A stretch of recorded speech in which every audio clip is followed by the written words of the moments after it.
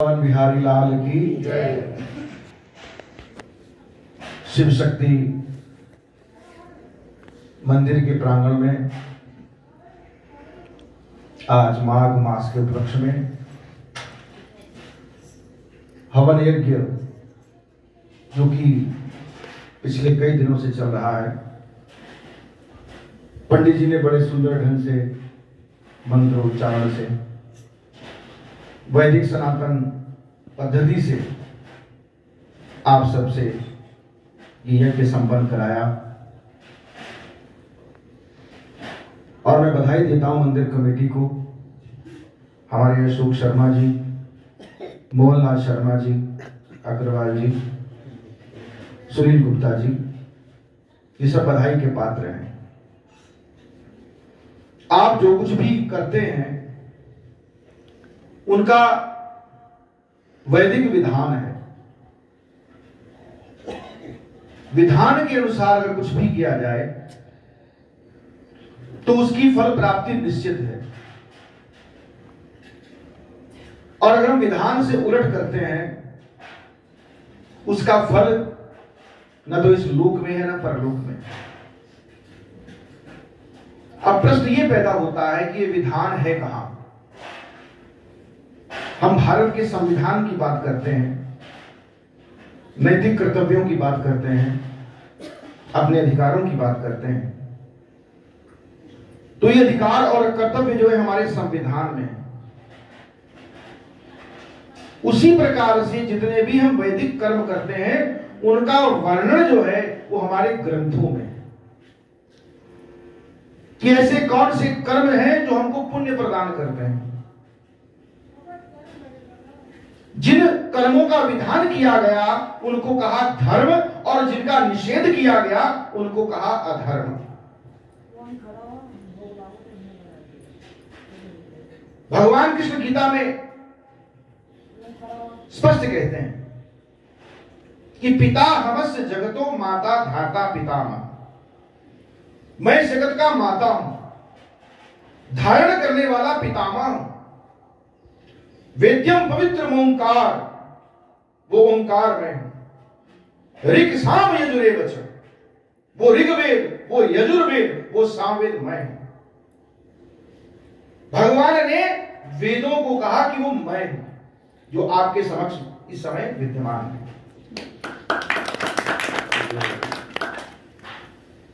और जो यज्ञ आपने किया इसकी कितनी मान्यता है कि अहम क्रतुरहम यज्ञ स्वदा महामौषधम, कि क्रतु मैं हूं।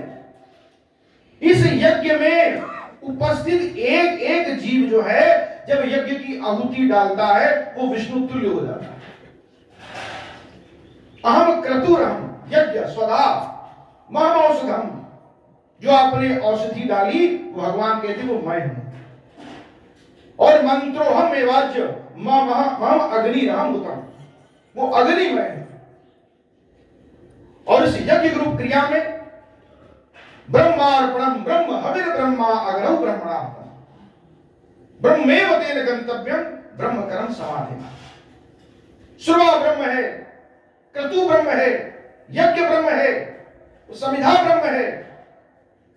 इस ब्रह्ममय यज्ञ में भगवान कहते कि वो स्वयं मैं ब्रह्म योग रूप में जो है प्रतिष्ठित रहता हूं। अहम ही सर्वयज्ञानां भोक्ता च प्रभुरेव च।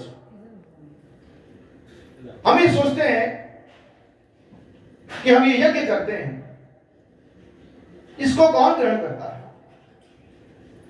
ये यज्ञ जो है किसके निमित्त करते हैं? तो भगवान ने उसका भी उत्तर दे दिया। अहम ही सर्वयज्ञानां भोक्ता च प्रभुरेव च। इन सभी यज्ञों को, इन सभी तपों को भोगने वाला कौन हूं? मैं। आपकी एक एक आहुति जो है वो यज्ञ के माध्यम से भगवान तक पहुंचती है।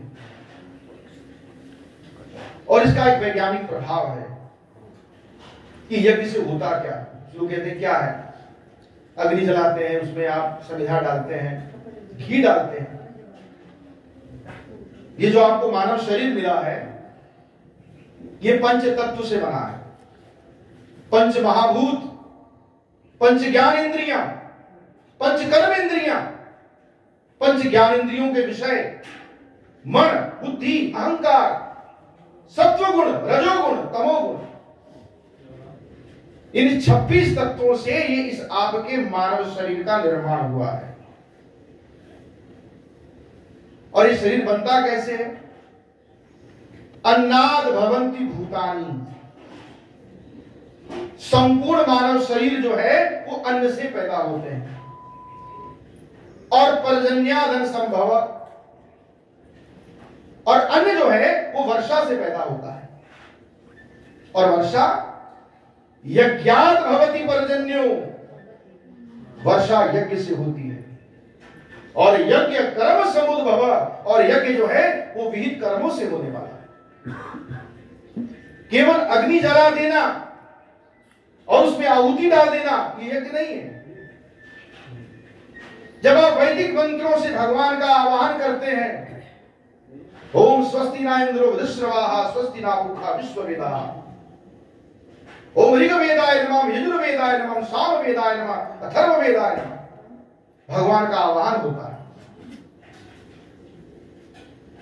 तो इसके लिए हमारे जो ब्राह्मण विप्र बंधु हैं, भगवान के श्री सूक्त में ऐसा वर्णन आया है कि भगवान ने अपने उस विराट स्वरूप को 4 भागों में बांट दिया। भगवान के मस्तिष्क से ब्राह्मण पैदा हुए, जिन्होंने वेदों के ज्ञान को आगे बढ़ाया। भुजाओं से क्षत्रिय, और पेट से वैश्य, और जंघा से सेवक समाज। इनकी एक की भी अनुपस्थिति जो है उससे समाज चल नहीं सकता। बुद्धि आपकी सोचती है, ये रक्षण करती है, ये पोषण करती है, और तीनों वर्णों का भार वहन करने वाले जो हमारे जो टांगे हैं, किसी के बगैर भी इस समाज को चलाया नहीं जा सकता। तो भगवान ने कहा कि चातुर्वर्ण्यं मया सृष्टं गुणकर्म विभागशः, इसलिए चारों वर्ण जो है वो मेरी सृष्टि है। इस संसार का मूल ज्ञान है वेद। वो वेद ऋग्वेद, यजुर्वेद, सामवेद और अथर्ववेद, इसमें कर्म कांड है। जन्म से लेकर के मरण तक जो कुछ भी विधान है, हमारे यहां जब बच्चा पैदा होता है तो मुंडन होते हैं, उसको क्या करते हैं? डीजे लगा करके, केक काट करके, नाच के हमको उसको मना देते हैं, हो गया यज्ञोपवीत, हो गया आपका मुंडन। लेकिन 16 संस्कार बच्चे के जन्म से पहले से लेकर के मरण तक, उन सबका विधान जो है इसमें वेदों में है। गर्भाधान, अन्नप्राशन, जब बच्चा पैदा होता है, मुंडन संस्कार, ये सब वेदों के संस्कार है। यज्ञोपवीत संस्कार, उसके बाद विवाह संस्कार, और 16वां जो संस्कार है उसको कहते हैं अंतिम संस्कार, और वो भी वैदिक रीति से होता है। यह हमारी भारतीय संस्कृति की विलक्षणता है कि हमको अपने हर एक कार्य के लिए विधान मिला हुआ है। हम जो भी कार्य करते हैं उसका पुण्य फल आपको प्राप्त हो, और वो वैदिक सनातन रीति से हो। और भगवान ने स्पष्ट कहा कि यह शास्त्र विधि मुत्सृज्य वर्तते कामकार, कि जो शास्त्र विधि का प्रमाण को ना मान करके मनमाना आचरण करते हैं, न स सिद्धि मवापनोति, वो सिद्धि को प्राप्त नहीं होते, न सुखम न परम गति, न सुख को प्राप्त होते, न परम गति को प्राप्त होते। तस्मात् शास्त्रम प्रमाणम कार्य अकार्य व्यवस्था, इसलिए अर्जुन, इस कार्य अकार्य की व्यवस्था में शास्त्र को प्रमाण मानो। ये भगवान की आज्ञा है। वेद पुराण शास्त्र जो है, इतना बड़ा महाकुंभ लगा हुआ है, आपकी वहां हाजिरी लगती है, कौन देखता है?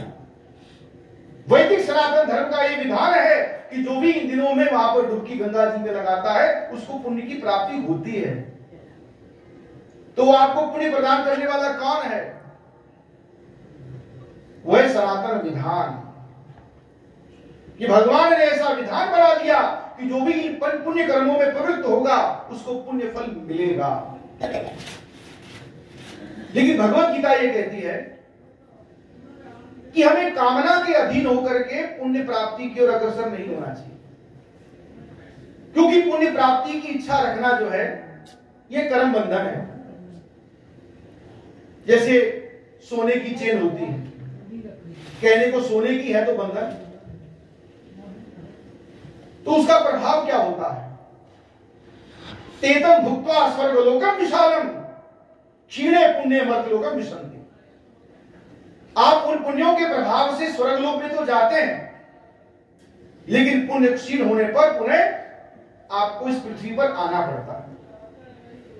इसलिए ये यज्ञ दान तप रूप क्रियाएं अवश्य करिए, लेकिन भगवान की इस आज्ञा का स्मरण रखिए कि ये कर्तव्य अगर आप सकाम भाव से करेंगे फल तो मिलेगा, लेकिन फल मिलने के बाद पुण्य क्षीण हो जाएगा, कर्म क्षीण हो जाएंगे।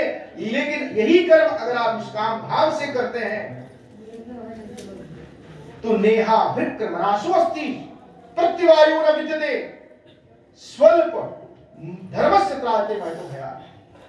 थोड़ा सा भी निष्काम कर्म का साधन अगर आप कर लेंगे तो इस संसार रूपी, इस जन्म मरण रूपी महान मृत्यु के भय से आप तर जाएंगे। इसलिए कर्मण्येवाधिकारस्ते मा फलेषु कदाचन। हम कहते हैं कि भगवान कहते हैं कि फल की इच्छा क्यों ना करो। इस संसार में कौन सा ऐसा व्यक्ति है जो फल की इच्छा नहीं करता? फल तो मिलना ही है, हर कर्म में फल निहित होता है, इस बात को आप जानिए। मैं मंदिर कमेटी का बड़ा धन्यवादी हूं कि इनकी गीता ज्ञान में, क्योंकि गीता जो है संपूर्ण ज्ञान वेदों में है, और वेदों का सार है उपनिषद, और उपनिषदों का सार है भगवत गीता।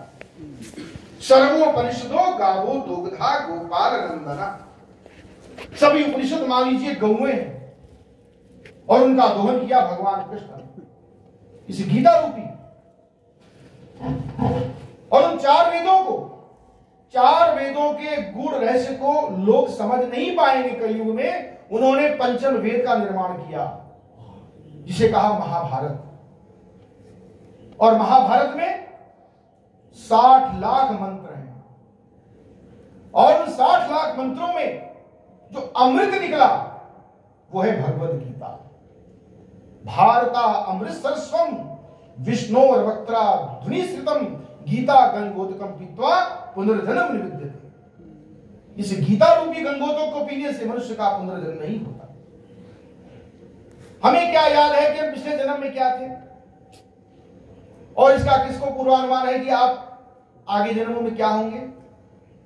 हम तो केवल इस जन्म को ही सत्य लेकर के मान करके बैठे हुए हैं, और यही सत्य है कि ये हमारे बंधु हैं, भाई हैं। लेकिन भगवान ने उस रण क्षेत्र में अर्जुन को कर्तव्य का स्मरण कराया कि अशोचानन शोचस्त्वम प्रज्ञावादांश भाष्य से गतासून नाम शोचन्ति पंडिता। तो उनके लिए शोक करता है जो शोक करने के योग्य नहीं है।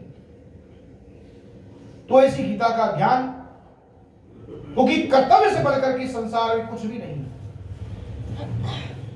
जो अर्जुन ये सोच रहा था कि मैं इनको अगर मारूंगा तो मुझे पाप लगेगा, मेरे हाथों से अधर्म हो जाएगा, भगवान ने इतना सुंदर मार्ग दिखाया कि अगर आप कर्तव्य भाव से कुछ भी करते हो उसका पुण्य तो मिलता है, लेकिन उसका पाप, उसका दोष आपको नहीं लगता। कितनी सुंदर बात है, और ये आपके कल्याण के लिए कि सुख दुखे समय कृत्वा लाभा लाभो जया जयो ततो युद्धा युज्यस्व नैवं पाप वापसि। अगर तुम सुख दुख लाभ हानि जय पराजय को इस संसार में जितने भी कर्म करते हैं उनके पीछे यही कारण होता है कि जो हम कर्म करने जा रहे हैं इसका सुख मिलेगा कि दुख मिलेगा। सुख दुखे लाभ होगी कि हानि होगी, इसको मानते हैं कि नहीं मानते? जय होगी कि पराजय होगी? तो अगर आप इन चीजों को छोड़ करके केवल योगस्तर करो कर्माणि, संगम त्यक्त्वा धनंजय सिद्ध सिद्धयो समो भूत्वा समत्वम योग उच्यते। तो मैं आज के इस पवित्र अवसर पर आप सबको बधाई देता हूं, क्योंकि गीता ज्ञान की अविरल गंगा जो है, भगवान चाहते तो द्वितीय अध्याय पर गीता समाप्त कर सकते थे, लेकिन गीता को आगे बढ़ाने वाला कौन था? अर्जुन। अर्जुन के मन में प्रश्न आते गए, गीता आगे बढ़ती गई। वरना अर्जुन भी कह सकते थे प्रभु आप तो भगवान है, जो कि सही कहते हो, इतना ज्ञान देने की आवश्यकता नहीं है, जो आप कहते हो मैं करने को तैयार हूं, बात खत्म। लेकिन भगवान उस समय अपने पूर्ण योग में स्थित थे और इसी प्रकार उन्होंने अपने विराट स्वरूप को भी दिखाया। तो मैं आप सबसे हरे कृष्णा यही प्रार्थना करता हूं कि आपके मंदिर में आज जो गीता पुस्तकालय की स्थापना हुई है, आपके मंदिर में जो 4 वेद, पुराण, इसमें गर्ग संहिता, बहुत से लोग प्रश्न करते हैं कि राधा जी का चरित्र हमें कहीं मिलता नहीं। राधा जी का कितना गुणगान करते राधे कृष्ण जी का। तो मैं आपको बताना चाहता हूं कि इसमें गर्ग संहिता है। गर्ग जो है, गर्गाचार्य जो भगवान के कुल गुरु हुए, वो गर्ग संहिता जो है उसमें भगवान श्री राधा कृष्ण जी की महिमा है। और दूसरा ग्रंथ है ब्रह्म वैवर्त पुराण, वो पंडित जी बोले हमारे पास है, उसमें राधा कृष्ण जी का पूर्ण विवरण है, उसमें प्रकृति खंड है। तो मेरी इच्छा है कि जहां आप इस मंदिर में आते हैं, अपने बच्चों को लेकर के आए। ये गीता पुस्तकालय जो है यहाँ पर शर्मा जी बोल रहे थे कि हम अलमारी भी लेकर के आएंगे। तो स्वाध्याय जो है, ये ज्ञान जो है, ये हमारी शक्ति है। तलवार भाले का प्रयोग तो बाद में होता है, पहले तो जो हमारे अंदर द्वंद चल रहा है, हमें पहले उससे लड़ना है। हमने अपने संशयों का नाश करना है, हमने अपनी अश्रद्धा को श्रद्धा में परिवर्तित करना है, हमने अपने अज्ञान को ज्ञान में परिवर्तित करना है। उसके बाद हम समाज में जाएंगे तो हमारे पास उद्देश्य भी होगा, ध्येय भी होगा और लक्ष्य भी होगा, और तभी हम समाज के कार्य जो है अच्छी तरीके से कर पाएंगे, अपने पुण्य कर्मों को बड़ी श्रद्धा से मना पाएंगे। तो मैं इन्हीं शब्दों के साथ आप सबका बहुत धन्यवाद करता हूं और मंदिर कमेटी का बहुत धन्यवाद करता हूं कि इन्होंने यहाँ पर आज हमें यहाँ पर आमंत्रित किया और यहाँ पर गीता पुस्तकालय की स्थापना के लिए उन्होंने अपना स्थान दिया। आप सबका बहुत बहुत धन्यवाद। बोलिए वृंदावन बिहारी लाल की जय।